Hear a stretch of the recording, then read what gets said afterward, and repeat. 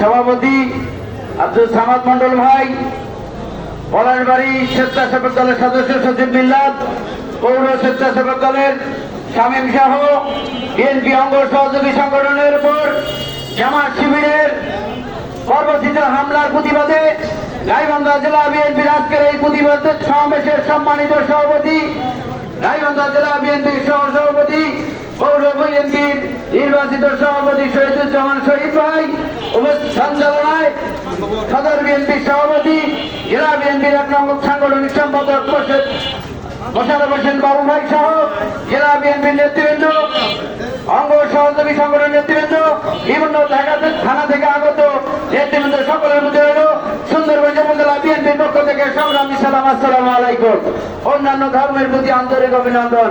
সংগ্রামী সাথী বন্ধুগণ, আজকে আমরা একটা দেখতে পাচ্ছি গণতান্ত্রিক বাংলাদেশে একটি নির্দলীয় নিরপেক্ষ নির্বাচনের মাধ্যমে বাংলাদেশের স্বাধীনতার ঘোষক শহীদ রাষ্ট্রপতি জিয়াউর রহমানের দল, দেশনেত্রী বেগম খালেদা জিয়ার দল, বাংলাদেশ জাতীয়তাবাদী দল বিএনপি নিরঙ্কুশভাবে সংখ্যাগরিষ্ঠ করে বাংলাদেশের প্রধানমন্ত্রী জনাব তারেক রহমান যেভাবে বাংলাদেশের সরকার হয়ে বাংলাদেশের প্রধানমন্ত্রী হয়ে দেশের উন্নয়নে কাজ করছে, আমাদের ফ্যামিলি কার্ড, কৃষক কার্ড, ইমাম মুয়াজ্জিনদের বেতন দিচ্ছে, এত উন্নয়ন কর্মকাণ্ড থেকে 71-এর পরাজিত শক্তি আবার বাংলাদেশ থেকে নিমজ্জিত করার পায়তারা করতেছে।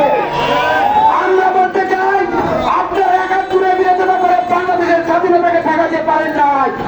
এবার দেশ নায়ক তারেক রহমান, বাংলাদেশের প্রধানমন্ত্রী তারেক রহমান যে গণতান্ত্রিক বাংলাদেশের সবার আগে বাংলাদেশের যে প্রত্যয় নিয়ে চলছে, আপনারা যত দুর্বিষতি করেন বাংলাদেশকে 71-এ ঠেকাতে পারবেন না। আজকে পলাশবাড়ি বিএনপি নেতাদের উপর, অঙ্গ দলের নেতাদের উপর যে হামলা করেছেন, এটা একটি কাপড়িত হামলা।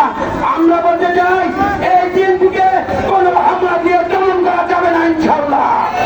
বিএনপি গণমানুষের দল, বিএনপি মুক্তিযোদ্ধাদের দল, বিএনপি আলেম-ওলামাদের দল।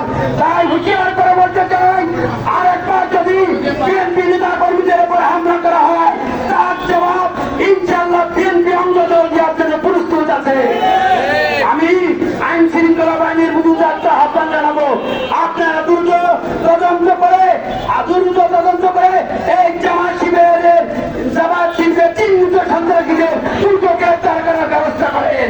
অন্যথায় নেতা কর্মীরা আজকে প্রতিবাদ সমাবেশ করেছে, রাস্তায় নেমে গেলে ওই জামাত শিবির পালাবার পথ পাবে না ইনশাআল্লাহ।